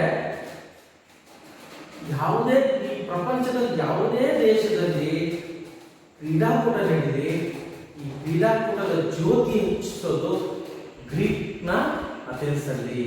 ಇಲ್ಲಿ ಗ್ರೀಕ್ನ ಅಥೆನ್ಸ್ ಅಲ್ಲಿ ಏನ್ ಮಾಡ್ತಾರೆ? ಸೂರ್ಯನ ಕಿರಣದಿಂದ ಜ್ಯೋತಿಯನ್ನ ಹಚ್ಚಿಸೋದು ಈ ಒಂದು ಕ್ರೀಡಾಕೂಟದ ತುಂಬಾ ವಿಶೇಷವಾದಂತಹ ಒಂದು ಅಂಶ ಅಂತಂದ್ರೆ ತಪ್ಪಾಗಲಾರದು ಮಕ್ಕಳೇ. ಯಾಕೆಂದ್ರೆ ಗ್ರೀಕ್ ದೇಶದಲ್ಲಿ ಸುಮಾರು 1 ತಿಂಗಳು 1.5 ತಿಂಗಳು ಮೊದಲೇ ಈ ಜ್ಯೋತಿಯನ್ನ ಹಚ್ಚಿಸ್ತಾರೆ. ಯಾಕೆ ಹಚ್ಚಿಸ್ತಾರೆ ಹೇಳ್ತೀನಿ ಮಕ್ಕಳೇ. ಆ ಜ್ಯೋತಿಯನ್ನ ಗ್ರೀಕ್ ನಲ್ಲಿ ಅರ್ಚಿಸಿ ಏನ್ ಮಾಡ್ತಾರೆ, ಅದು ಸೂರ್ಯನ ಕಿರಣದಿಂದ ಬೂತ್ ಕನ್ನಡಿಗಿದ್ದು ಬೂತ್ ಕನ್ನಡಿಯಿಂದ ಆ ಜ್ಯೋತಿಯನ್ನ ಹಚ್ಚುವಲಿಕ್ಕೆ ಮಾಡ್ತಾರೆ. ಯಾಕೆಂದ್ರೆ ಹಿಂದೆನೂ ಸಹ ಆ ಗ್ರೀಕ್ ಮತ್ತು ಅಥೆನ್ಸ್ ಅಲ್ಲಿ ಇದೇ ರೀತಿ ಮಾಡ್ತಿದ್ರಿಂದ ಇವತ್ತಿಗೂ ಆ ಸಂಪ್ರದಾಯವನ್ನ ನಾವು ಮುಂದುವರಿಸ್ಕೊಂತ ಬಂದಿದ್ದಾರೆ. ಆ ಒಂದು ಅಲ್ಲಿ ಹಚ್ಚಿದಂತ ಜ್ಯೋತಿ ಏನ್ ಮಾಡ್ತಾರೆ ಅಂದ್ರೆ ಪ್ರತಿ ಒಂದು ದೇಶಕ್ಕೂ ಆ ಜ್ಯೋತಿ ಸುತ್ತುತ್ತೆ. ಅಂದ್ರೆ ಒಬ್ಬರೇ ಹಿಡ್ಕೊಂಡು ಓಡೋದಿಲ್ಲ. ನಾವೆಲ್ಲ ಕ್ರೀಡಾಕೂಟಗಳಲ್ಲಿ ಓಡುವ ರೀತಿ ನಾವು ಓಡೋದಿಲ್ಲ. ಅದೇನ್ ಮಾಡ್ತಾರೆ, ಯಾವ ದೇಶಕ್ಕೆ ಹೋಗುತ್ತಲ್ಲ ಆ ದೇಶದ ಗಡಿಯಲ್ಲಿ ನಿಂತ್ಕೊಂಡು ಆ ಒಂದು ಜ್ಯೋತಿಯನ್ನ ನಾವೇನ್ ಮಾಡ್ತೀವಿ, ಇಸ್ಕೊಂತೀವಿ. ಯಾರು ಇಸ್ಕೊಳ್ತಾರೆ? ಆ ದೇಶದ ಶ್ರೇಷ್ಠ ಆಟಗಾರ, ಆ ದೇಶದ ತುಂಬಾ ಪ್ರಸಿದ್ಧವಾದಂತಹ ಆಟಗಾರ ಏನ್ ಮಾಡ್ತಾನೆ, ಒಲಿಂಪಿಕ್ಸ್ ನಲ್ಲಿ ಭಾಗವಹಿಸಿ ಪದಕಗಳನ್ನ ಗೆದ್ದಿರುವಂತಹ ಅಥವಾ ಆ ದೇಶಕ್ಕೆ ಹೆಮ್ಮೆಯನ್ನ ತಂದಿರುವಂತಹ ಒಬ್ಬ ಕ್ರೀಡಾಪಟು ಆ ಒಂದು ಜ್ಯೋತಿಯನ್ನ ಇಸ್ಕೊಂಡು ಕೆಲವು ನಗರಗಳನ್ನ ಸುತ್ತುತ್ತಾರೆ. ಸುತ್ತಿ ಏನ್ ಮಾಡ್ತಾರೆ, ಇನ್ನೊಂದು ದೇಶಕ್ಕೆ ಹೋಗಿ ಆ ದೇಶದ ಗಡಿಗೆ ಹೋಗಿ ಆ ಜ್ಯೋತಿಯನ್ನ ಕೊಡ್ತಾರೆ. ಆ ದೇಶ ಇನ್ನೊಂದು ಯಾವ ದೇಶಕ್ಕೆ ಹೋಗಿ ಕೊಡ್ತಾರೋ ಆ ದೇಶದ ಪ್ರಸಿದ್ಧ ಕ್ರೀಡಾಪಟು ಏನ್ ಮಾಡ್ತಾರೆ, ಆ ಜ್ಯೋತಿಯನ್ನ ರಿಸೀವ್ ಮಾಡ್ಕೊಳ್ತಾನೆ, ಅಂದ್ರೆ ಇಸ್ಕೊಳ್ತಾನೆ. ಇಸ್ಕೊಂಡು ಏನ್ ಮಾಡ್ತಾನೆ, ಅವನು ಸಹ ಕೆಲವು ನಗರಗಳನ್ನ ಪ್ರದಕ್ಷಿಣೆ ಹಾಕೋದಿರುತ್ತೆ. ಅವರು ಸಹ ಅಲ್ಲಿ ಪ್ರದಕ್ಷಿಣೆ ಹಾಕಿ ನಂತರ ಇದೇ ರೀತಿ ಎಲ್ಲಾ ದೇಶಗಳು ಸುತ್ತಿ ಸುತ್ತಿ ಸುತ್ತಿ ಸುತ್ತಿ ಏನಾಗುತ್ತೆ, ಕೊನೆಗೆ ಪ್ರಾರಂಭವಾಗುವ ದಿನ ಸಂಜೆ ಹೊತ್ತಿಗೆ ಆ ಒಂದು ಜ್ಯೋತಿಯನ್ನ ಆ ಕ್ರೀಡಾಕೂಟದ ಹತ್ರ ತಗೊಂಡು ಹೋಗ್ತಾರೆ ಮಕ್ಕಳೇ. ಇದು ತುಂಬಾ ವಿಶೇಷವಾದಂತಹ ಒಂದು ಅಂಶ ಅಂತಂದ್ರೆ ತಪ್ಪಾಗಲಾರದು. ಆ ಜ್ಯೋತಿಯನ್ನ ತಗೊಂಡೋಗಿ ಅಲ್ಲಿ ಹಚ್ಚುತ್ತಾರೆ. ಆ ಜ್ಯೋತಿ 16 ದಿನಗಳು ಸಹ ಉರಿತಾ ಇರುತ್ತೆ ಮಕ್ಕಳೇ, ಅದು ಆರೋದಿಲ್ಲ. 16 ದಿನಗಳು ಸಹ ಆ ಜ್ಯೋತಿ ಉರಿತಾನೆ ಇರುತ್ತೆ. ನಂತರ ಅದೆಲ್ಲ ಕ್ರೀಡಾಕೂಟ ಮುಗಿದ ನಂತರ ಏನ್ ಮಾಡ್ತಾರೆ, ಅದನ್ನ ಆರಿಸುವಂತಹ ಕೆಲಸವನ್ನ ಮಾಡ್ತಾರೆ. ಅಂದ್ರೆ ಅಲ್ಲಿವರೆಗೂ ಸಹ ಆರಿಸ್ತಾರೆ. ಇನ್ನೊಂದು ವಿಶೇಷ ಅಂದ್ರೆ ಏನು ಅಂದ್ರೆ 1936 ಬರ್ಲಿನ್ ಒಲಿಂಪಿಕ್ಸ್ ನಲ್ಲಿ ಸಮುದ್ರದ ಒಳಗಿಂದಲೂ ಸಹ ಆ ಜ್ಯೋತಿಯನ್ನ ತಗೊಂಡು ಹೋಗುವಂತ ಒಂದು ಪ್ರಯತ್ನವನ್ನ ಮಾಡ್ತಾರೆ. ಅದರಲ್ಲಿ ಸಫಲರು ಸಹ ಆಗ್ತಾರೆ. ಗೊತ್ತಾಯ್ತಲ್ಲ, ವಿಶೇಷವಾಗಿ ಏನೋ ಈ ಸಲ ಮಾಡೋಣ ಅಂದ್ಬಿಟ್ಟು ಏನ್ ಮಾಡ್ತಾರೆ, ಈ ಒಂದು ಕ್ರೀಡಾಕೂಟ ಯಾವುದು ಬರ್ಲಿನ್ ಒಲಿಂಪಿಕ್ಸ್, ಜರ್ಮನಿಯಲ್ಲಿ ಬರುವಂತಹ ಬರ್ಲಿನ್ ಒಲಿಂಪಿಕ್ಸ್ ನಲ್ಲಿ 1936ರಲ್ಲಿ ಈ ಕ್ರೀಡಾಕೂಟದಲ್ಲಿ ಮೊದಲ ಬಾರಿಗೆ ಜ್ಯೋತಿಯನ್ನ ನೀರಿನ ಒಳಗೆ ತೆಗೆದುಕೊಂಡು ಹೋಗುವಂತಹ ಒಂದು ಕಾರ್ಯಕ್ಕೆ ಕೈ ಹಾಕ್ತಾರೆ. ಅದರಲ್ಲಿ ಯಶಸ್ವಿನೂ ಸಹ ಆಗ್ತಾರೆ. ನೀರು ಬೆಂಕಿ ಎರಡು ದೂರ ದೂರ ಅಲ್ವಾ, ಬೆಂಕಿ ಆರಿಸೋದಕ್ಕೋಸ್ಕರನೇ ನೀರನ್ನು ಹಾಕ್ತೀವಿ. ಆದ್ರೆ ನೀರೊಳಗೆ ಬೆಂಕಿ ತಗೊಂಡು ಹೋಗ್ತೀವಿ ಅಂದ್ರೆ ಅದಕ್ಕೆ ತಕ್ಕನಾದಂತಹ ವ್ಯವಸ್ಥೆಯನ್ನು ಅವರು ಮಾಡ್ಕೊಂಡಿರ್ತಾರೆ. ಅಂದ್ರೆ ನೀರೊಳಗೆ ಹೋದಂದ್ರೆ ನೀರೊಳಗೆ ಜ್ಯೋತಿ ಇಟ್ಕೊಂಡು ಹೋಗೋದು ಅಂತಲ್ಲ, ಅದಕ್ಕೆ ಬಲೂನ್ ತರ ಏನೋ ಮಾಡಿಬಿಟ್ಟು ಆ ಬಲೂನ್ ಒಳಗೆ ಗಾಳಿ ತುಂಬಿ ಆಕ್ಸಿಜನ್ ಕೊಟ್ಟು ಆ ನೀರೊಳಗೆ ಆ ಜ್ಯೋತಿಗೆ ನೀರು ತಾಕದಲ್ಲೇ ಇರೋ ತರ ತಗೊಂಡು ಹೋಗುವಂತ ವ್ಯವಸ್ಥೆಯನ್ನ ಅದರಲ್ಲಿ ಮಾಡಿರ್ತಾರೆ. ಈ ಜ್ಯೋತಿಯನ್ನು ಒಲಿಂಪಿಯಾ ನಗರದಲ್ಲಿ ಸೂರ್ಯನ ಕಿರಣಗಳ ಸಹಾಯದಿಂದ ಜ್ಯೋತಿಯನ್ನು ಹೊತ್ತಿಸುವ ವಿಶ್ವದ ಆಯಾ ರಾಷ್ಟ್ರಗಳ ಪ್ರತಿಭಾವಂತ ಕ್ರೀಡಾಪಟುಗಳನ್ನು ಸಾಗಿಸುವ ಒಲಿಂಪಿಕ್ ಕ್ರೀಡೆಗಳ ಪ್ರಾರಂಭೋತ್ಸವಕ್ಕೆ ಕ್ರೀಡಾಂಗಣಕ್ಕೆ ಬಂದು ಬೃಹತ್ ಅಗ್ನಿಕುಂಡಕ್ಕೆ ಸ್ಪರ್ಶವನ್ನು ಮಾಡಲಾಗುತ್ತದೆ. ಎಲ್ಲಿಂದ ಈಗ ಈ ರೀತಿ ಇದೊಂದು ತುಂಬಾ ವಿಶೇಷವಾದಂತಹ ಮಾಡಿದ್ದಾರೆ. ಅದೇ ರೀತಿ ನಾವು ಧ್ವಜ ಆಯಿತು, ಜ್ಯೋತಿ ಆಯಿತು, ಹಾಡುವುದು ಇರುತ್ತಲ್ಲ, ಪ್ರತಿಯೊಂದು ಇದಕ್ಕೂ ನಾವು ಕ್ರೀಡಾಪಟುಗಳಿಗೂ ತನ್ನದೇ ಹಾಡನ್ನ ಹೊಂದಿರುತ್ತೆ. ಅದೇ ರೀತಿ ಒಲಿಂಪಿಕ್ಸ್ ಕ್ರೀಡೆಗಳು ಸಹ ಒಂದು ಒಲಿಂಪಿಕ್ ಗೀತೆಯನ್ನೇ ರಚಿಸಿದ್ದಾರೆ. ಯಾರು? ಗ್ರೀಕ್ ಕವಿಯಾದ ಕಾಸ್ಟಿಸ್ ಫಲಿಮಸ್ ಎಂಬುವರು ಬರೆದ ಗೀತೆ ಸ್ಟೈಲಸ್ ಸಮರಾಸ್ ಅವರು ಸಂಗೀತ ಸಂಯೋಜನೆ ಮಾಡಿ ಈ ಒಂದು ಹಾಡನ್ನ ಹಾಡ್ತಾರೆ. ಅಲ್ಲಿ ನೆರೆದಂತಹ ಎಲ್ಲಾ ಪ್ರೇಕ್ಷಕರಿಗೂ ಸಹ ಏನಾಗುತ್ತೆ, ಈ ಒಂದು ಹಾಡು ಎಲ್ಲರಿಗೂ ತುಂಬಾ ಇಷ್ಟ ಆಗೋದ್ರಿಂದ ಏನ್ ಮಾಡ್ತಾರೆ, ಈ ಗೀತೆಯನ್ನು ಒಲಿಂಪಿಕ್ ಕ್ರೀಡೆಗಳ ಅಧಿಕೃತ ಗೀತೆಯನ್ನಾಗಿ ಆಡಿಸ್ತಾರೆ. ಗೊತ್ತಾಯ್ತಲ್ಲ, ಇದನ್ನ ಎಲ್ಲಾ ಪ್ರೇಕ್ಷಕರು ತುಂಬಾ ರೆಸ್ಪಾನ್ಸ್ ಮಾಡ್ತಾರೆ. ಏನಂತ, ಈ ಕ್ರೀಡಾಕೂಟಕ್ಕೆ ಈ ಗೀತೆ ತುಂಬಾ ಚೆನ್ನಾಗಿದೆ, ಇದೇ ಇರ್ಲಿ ಅಂತ ಅಂದ್ಬಿಟ್ಟು ಅವಾಗ ಏನ್ ಮಾಡ್ತಾರೆ, ಆ ಸಮಿತಿಯವರು ಈ ಒಲಿಂಪಿಕ್ ಗೀತೆಯನ್ನ ಅಧಿಕೃತವಾಗಿ ಗೀತೆಯನ್ನಾಗಿ ಮಾರ್ಪಾಡುಗೊಳಿಸ್ತಾರೆ. ಮಕ್ಕಳೇ, ಅರ್ಥ ಆಯ್ತಲ್ಲ ಒಲಿಂಪಿಕ್ಸ್ ಕ್ರೀಡಾಕೂಟಗಳ ಬಗ್ಗೆ ಏನೇನಿರುತ್ತೆ ಏನೇನಿರಲ್ಲ, ಆಮೇಲೆ ಈ ಭಾರತದ ಸಾಧನೆ ಏನು ಅನ್ನೋದನ್ನ ನಾವು ತಿಳ್ಕೊಳ್ಳೋಣ. ಮಕ್ಕಳೇ, ಯಾರ್ಯಾರು ಏನೇನು ಸಾಧನೆ ಮಾಡಿದ್ದಾರೆ ಅನ್ನೋದನ್ನ ನಾವು ತಿಳ್ಕೊಳ್ಳೋಣ. ನಮ್ಮ ಭಾರತ ಹಾಕಿಯಲ್ಲಿ ಬಿಟ್ಟರೆ ಒಲಿಂಪಿಕ್ಸ್ ನಲ್ಲಿ ಯಾವ ಒಂದು ಗುಂಪು ಕ್ರೀಡೆಗಳಲ್ಲಿ ಭಾಗವಹಿಸಿದ್ದೇ ಇಲ್ಲ. ಯಾಕೆಂದ್ರೆ ಬಾಳೆ ಶ್ರೇಷ್ಠವಾದ ಕ್ರೀಡಾಕೂಟ ಅಂತ ಹೇಳಿದೆ. ಅಂದ್ರೆ ಅತ್ಯುತ್ತಮ ಸಾಧನೆ ಮಾಡಿದವರು ಮಾತ್ರ ಅಲ್ಲಿ ಭಾಗವಹಿಸುವಂತ ಒಂದು ತಂಡ ಭಾಗವಹಿಸಲು ಅರ್ಹತೆ ಪಡ್ಕೊಳ್ಳುತ್ತೆ. ಆ ಒಂದು ತಂಡ ಅಂದ್ರೆ ಯಾವುದು, ನಮ್ಮ ಭಾರತದ ಹಾಕಿ ತಂಡ ಭಾಗವಹಿಸೋದು ಅಷ್ಟೇ ಅಲ್ಲ ಮಕ್ಕಳೇ, ಸುಮಾರು 8 ಬಾರಿ ಚಿನ್ನದ ಪದಕವನ್ನು ಗೆದ್ದಿದೆ. ಸುಮಾರು 8 ಬಾರಿ ಚಿನ್ನದ ಪದಕವನ್ನು ಗೆದ್ದಿದೆ. 3 ಬಾರಿ ಬೆಳ್ಳಿ ಪದಕ, 2 ಬಾರಿ ಕಂಚಿನ ಪದಕವನ್ನು ಸಹ ಒಲಿಂಪಿಕ್ ಕ್ರೀಡಾಕೂಟದಲ್ಲಿ ನಮ್ಮ ಭಾರತ ಅತ್ಯುತ್ತಮವಾದಂತಹ ಸಾಧನೆಯನ್ನ ಮಾಡಿದೆ. ತದನಂತರ ಹಾಕಿ ಕ್ರೀಡೆ ಅನ್ನೋದು ಒಲಿಂಪಿಕ್ ಕ್ರೀಡಾಕೂಟದಲ್ಲಿ ಕ್ಷೀಣಿಸ್ತಾ ಬಂತು ಏನೋ ಗೊತ್ತಿಲ್ಲ. ಆದ್ರೆ ಇತ್ತೀಚಿನ ದಿನಗಳಲ್ಲಿ ಏನಾಗಿದೆ ಅಂದ್ರೆ, ಭಾಗವಹಿಸಿದಿರಲಿ ಅದು ಅರ್ಹತೆ ಪಡ್ಕೊಳ್ಳೋದು ಸಹ ಅಷ್ಟರ ಮಟ್ಟಿಗೆ ಬಂದ್ಬಿಟ್ಟಿದೆ ಹಾಕಿ ತಂಡ. ಯಾಕೆ ಅಂದ್ರೆ ಒಂದೊಂದ್ಸರಿ 2000 ಲಂಡನ್ ಒಲಿಂಪಿಕ್ಸ್ ಮತ್ತು ರಿಯೋ ಒಲಿಂಪಿಕ್ಸ್ ಅಲ್ಲಿ ಅರ್ಹತೆಯನ್ನು ಪಡ್ಕೊಂಡಿತ್ತು. ಆದರೆ ಬೀಚಿಂಗ್ ಒಲಿಂಪಿಕ್ಸ್ 2005 ಬೀಚಿಂಗ್ ಒಲಿಂಪಿಕ್ಸ್ ಅಲ್ಲಿ ಅರ್ಹತೆಯನ್ನೇ ಪಡ್ಕೊಂಡೇ ಇಲ್ಲ ನಮ್ಮ ಭಾರತದ ಪುರುಷರ ತಂಡ. ಮಹಿಳೆಯರ ತಂಡನೂ ಅಷ್ಟೇ, ಅದು ಭಾಗವಹಿಸುತ್ತೆ, ಕೆಲವೊಂದು ವರ್ಷ ಭಾಗವಹಿಸುತ್ತೆ, ಕೆಲವೊಂದು ವರ್ಷ ಅರ್ಹತೆಯನ್ನು ಪಡ್ಕೊಳ್ಳೋದಿಲ್ಲ, ಕೆಲವೊಂದು ವರ್ಷ ಅರ್ಹತೆಯನ್ನ ಪಡ್ಕೊಳ್ಳುತ್ತೆ, ಅಲ್ಲಿ ಆಡುತ್ತೆ. ಆದ್ರೆ ಅಲ್ಲಿ ಯಾವುದೇ ತರಹದ ಗಮನಾರ್ಹ ಸಾಧನೆಯನ್ನ ಮಾಡಿಲ್ಲ ಮತ್ತೆ. ಯಾಕೆಂದ್ರೆ ಕ್ವಾಲಿಫೈ ಮ್ಯಾಚಸ್ ಅಂತ ಇರುತ್ತೆ, ಅಲ್ಲಿ ಕ್ವಾರ್ಟರ್ ಫೈನಲ್, ಸೆಮಿಫೈನಲ್, ಫೈನಲ್ ಅಂತ ಇರುತ್ತೆ. ನಮ್ಮ ಭಾರತದ ಪುರುಷರ ಹಾಕಿ ತಂಡ ಇತ್ತೀಚಿನ ದಿನಗಳಲ್ಲಿ ಕ್ವಾರ್ಟರ್ ಫೈನಲ್ಗೆ ಎಂಟ್ರಿ ಆಗಿ ಅಲ್ಲಿ ಸೆಮಿಫೈನಲ್ಸ್ಗೆ ಹೋಗೋದ್ರಲ್ಲಿ ಸ್ವಲ್ಪದಲ್ಲಿ ಎಡವಿ ಮುಗ್ಗರಿಸಿ ಮತ್ತೆ ಭಾರತ ಸೋತು ಬರ್ತಾ ಇದೆ ತಂಡ.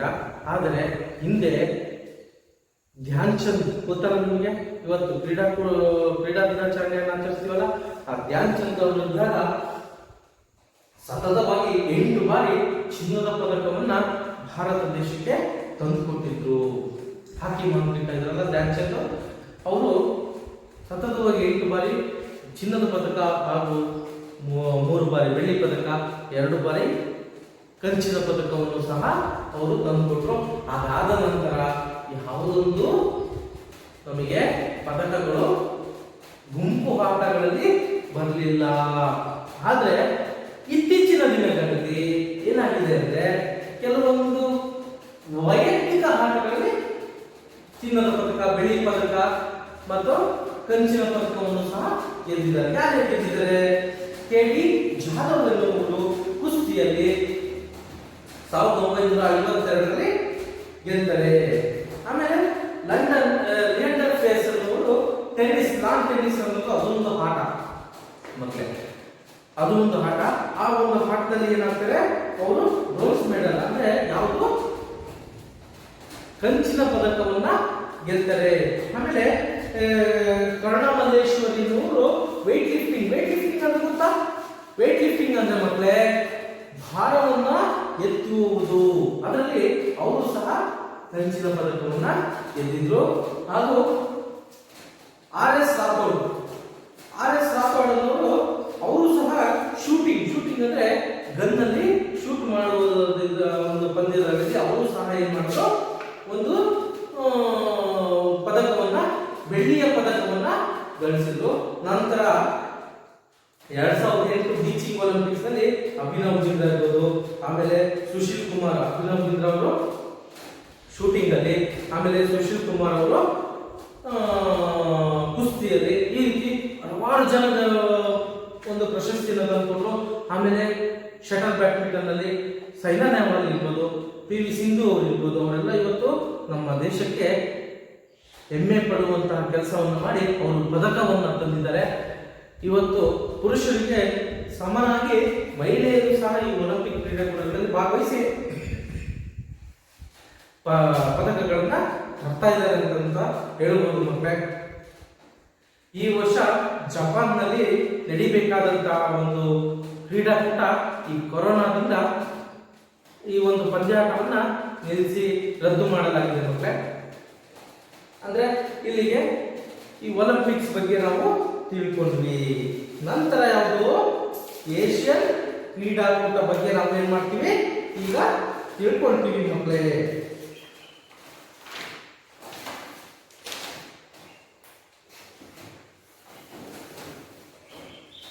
ಏಷ್ಯನ್ ಕ್ರೀಡೆಗಳು ಏಷ್ಯನ್ ಕ್ರೀಡೆಗಳು ಅಂದ್ರೆ ನಿಮಗೆ ಅವಾಗಲೇ ಹೇಳಿದೆ ನಾನು.